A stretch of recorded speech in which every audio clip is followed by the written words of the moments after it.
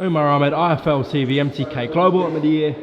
Announcement press conference for James DeGale, Chris Eubank Jr. I'm joined by Ronnie Davies. How was your Christmas? Yeah, it was alright, same old thing, too much booze. There we go. And New Year's Eve, same thing? Yeah, too much booze.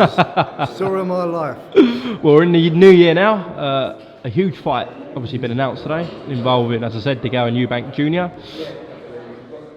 In that press conference there, they were referring to whoever loses this fight, it's a retirement for them. Do you agree with that? Probably for DeGale, I don't think for Eubank, because he can drop down to middleweight. He's only a middleweight, really. That's all he is. He's not a super middleweight. Small. No, I mean, years ago, I don't know, everyone says they lose a fight now, they've got to retire. I've never heard anything like it. You go on to, pick yourself up, dust yourself down and start over again. That's the rules, isn't it? You haven't got to retire because you lose. I suppose they're thinking about all the mega paydays and all that. Well, if you've got any substance in you, then work your way back.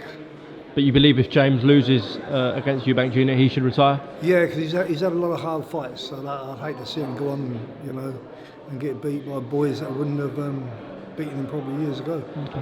What do you make of James DeGale as an opponent? Well, I rate him as an opponent. Yeah, how do you see him as a fighter? He's top class. He's he's been a world champion. He's won everything. You can't knock his pedigree. Beautiful boxer. He's got everything. I rate him very highly. Okay. A lot of people suggesting he might be shot after the Truax loss. I know he got the win over him in the end, but do you think he's over the hill a bit, James DeGale? You can say that, and a lot of people would, including myself, when you see it. But having said that, he's had a lot of injuries that I never knew about. So if he's telling the truth, and I've heard good reports about him in training. Okay. So we'll see on the night. Okay. A lot of people say about Eubank, every time he's stepped up, Billy Joe Saunders, George Groves, he hasn't hit the mark. Why is he going to do it this time? Well, it's only been twice, hasn't it? He's hit the mark on the other fights. I mean, Billy Joe, I think that fight come a year too soon for him, really. The second Groves fight, he didn't do it right. He didn't listen to me. I kept saying, work the jab, work your way in. You don't listen. If you don't listen, you're going to get beat. Has he been listening to you this time around? No. Before this fight? No. No? He never listens to me. I just guide him the best I can.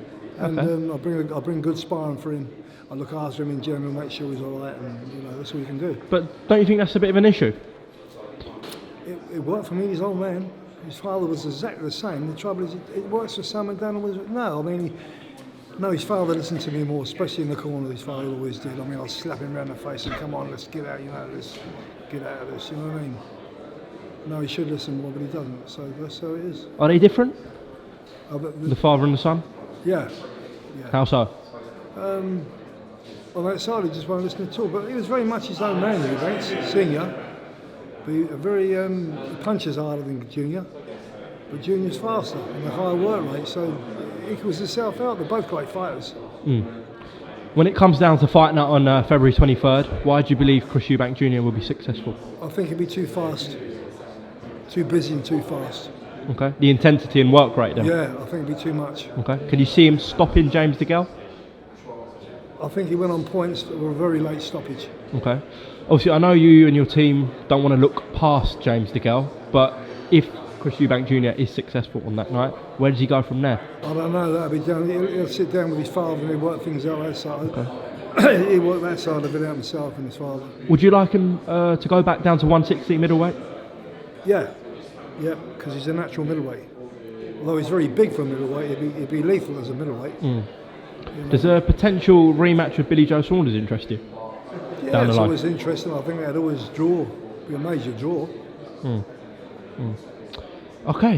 Is that it? Well, yeah. Anything you want to add? No, that's it. Okay, Ronnie Davies, thank you very much for talking to IFL TV, and roll on bless. 23rd. That's it.